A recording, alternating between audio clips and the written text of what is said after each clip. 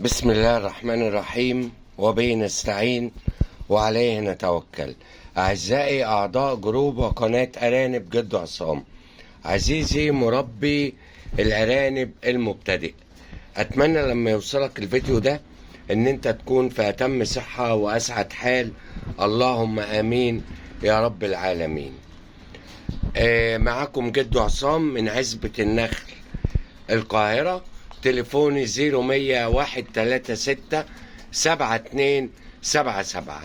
اي حد عنده استفسار خاص بالارانب، على قد معلوماتي وعلى قد ما بقدر برد على كل التليفونات اللي بتجيلي.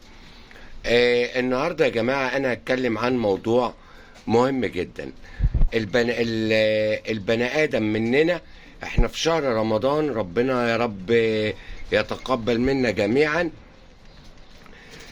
بنيجي علينا وقت بنزهق من اللحمة، من الفراخ، مش عارف ايه، وبعدين يقول لك ده انا نفسي في طبق مسقعة، شوية بتنجان، مش عارف ايه، شوية فول بالقوطة. الكلام ده كله بنقوله لان زهقنا من الحاجة اللي بنقعد ناكلها على طول او بتتكرر في رمضان بالذات.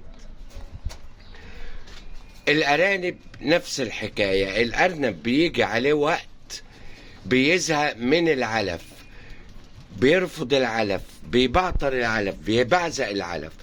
طب احنا بنعمل ايه؟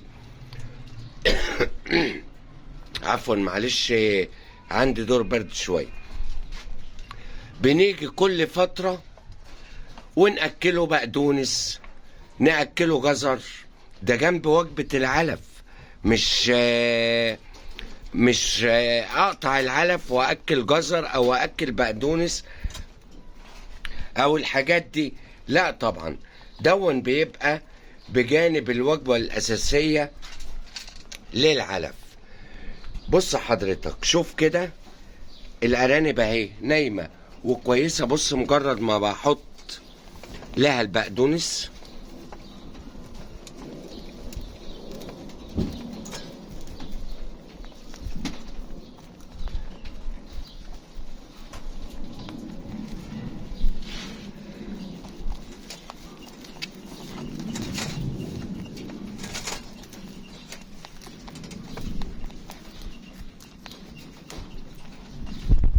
لان الارنب بطبيعته بيحب الحاجات الخضراء وبيحب اي حاجة خضراء.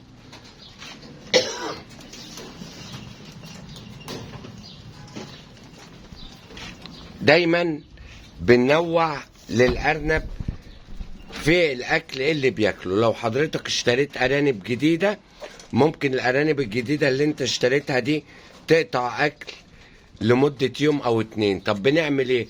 بتأكلها حتة عيش ناشف، بقدونس، جزراية، زي ما انت شايف كده. ولكن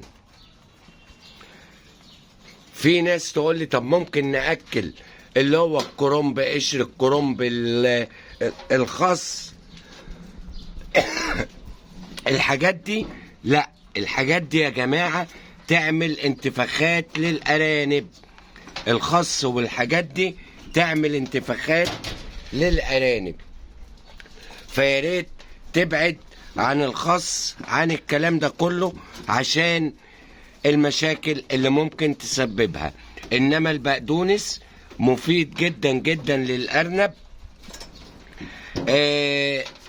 الأرانب بطبيعتها بتحب وبيزود اللبن. لو الأم بترضع، في نسبة كالسيوم وفي فيتامينات عالية جدا جدا جدا. ده بالإضافة كمان إنه بيعتبر مدر للبول وغسيل كلوي للأرانب. فيبقى البقدونس مهم جدا جدا جدا. يا ريت كل يومين، كل 3 تحط للأرانب حزمة بقدونس أو أي حاجة هياكلوها وهيبقوا تمام. معلش أنا آسف، دور البرد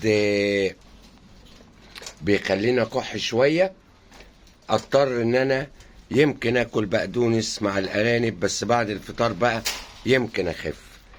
تمنياتي لكم بدوام الصحة والسعادة والستر، وكل سنة وانتم طيبين، والى لقاء قادم.